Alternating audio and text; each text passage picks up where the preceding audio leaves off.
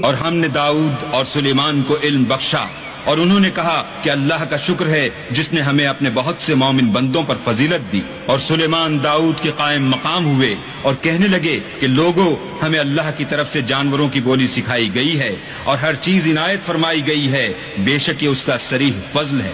اور سلیمان کے لیے جنوں اور انسانوں اور پرندوں کے لشکر جمع کیے گئے اور وہ قسم وار کیے گئے تھے، یہاں تک کہ جب چونٹیوں کے میدان میں پہنچے تو ایک چونٹی نے کہا کہ چونٹیوں اپنے اپنے بلوں میں داخل ہو جاؤ، ایسا نہ ہو کہ سلیمان اور اس کے لشکر تم کو کچل ڈالیں اور ان کو خبر بھی نہ ہو۔ تو وہ اس کی بات سے ہنس پڑے اور کہنے لگے کہ اے پروردگار، مجھے توفیق عنایت کر کہ جو احسان تو نے مجھ پر اور میرے ماں باپ پر کیے ہیں ان کا شکر کروں اور ایسے نیک کام کروں کہ تو ان سے خوش ہو جائے اور مجھے اپنی رحمت سے اپنے نیک بندوں میں داخل فرما۔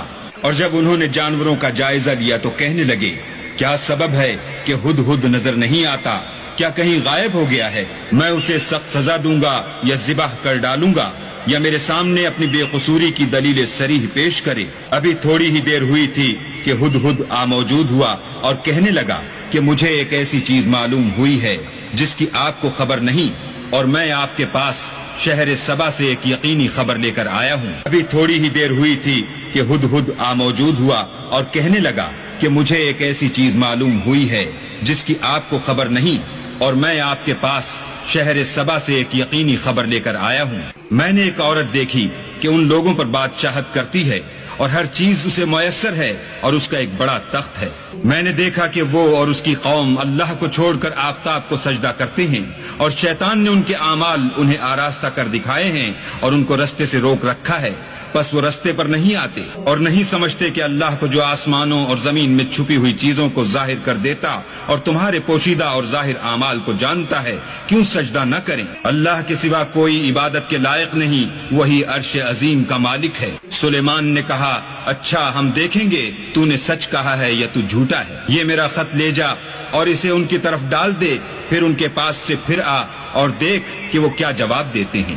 ملکہ نے کہا کہ دربار والو، میری طرف ایک نامہ گرامی ڈالا گیا ہے، وہ سلیمان کی طرف سے ہے، اور مضمون یہ ہے کہ شروع اللہ کا نام لے کر جو بڑا مہربان نہایت رحم والا ہے، بعد اس کے یہ کہ مجھ سے سرکشی نہ کرو اور مطیع و منقاد ہو کر میرے پاس چلے آؤ۔ خط سنا کر کہنے لگی کہ اے اہل دربار، میرے اس معاملے میں مجھے مشورہ دو، جب تک تم حاضر نہ ہو اور صلاح نہ دو میں کسی کام کو فیصل کرنے والی نہیں۔ وہ بولے کہ ہم بڑے زوراور اور سخت جنگجو ہیں اور حکم آپ کے اختیار ہے، تو جو حکم دیجیے گا اس کے معال پر نظر کر لیجیے گا۔ اس نے کہا کہ بادشاہ جب کسی شہر میں داخل ہوتے ہیں تو اس کو تباہ کر دیتے ہیں اور وہاں کے عزت والوں کو ذلیل کر دیا کرتے ہیں، اور اسی طرح یہ بھی کریں گے، اور میں ان کی طرف کچھ تحفہ بھیجتی ہوں اور دیکھتی ہوں کہ قاصد کیا جواب لاتے ہیں۔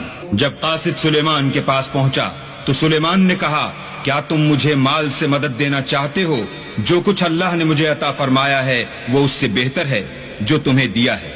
حقیقت یہ ہے کہ اپنے تحفے سے تم ہی خوش ہوتے ہوگے۔ ان کے پاس واپس جاؤ، ہم ان پر ایسے لشکر لے کر حملہ کریں گے جن کے مقابلے کی ان میں طاقت نہ ہوگی، اور ان کو وہاں سے بے عزت کر کے نکال دیں گے اور وہ ذلیل ہوں گے۔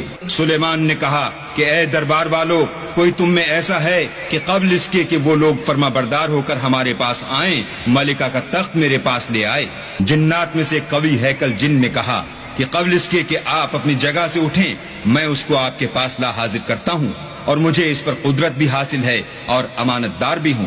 ایک شخص جس کو کتاب الہی کا علم تھا کہنے لگا کہ میں آپ کی آنکھ کے جھپکنے سے پہلے اسے آپ کے پاس حاضر کیے دیتا ہوں۔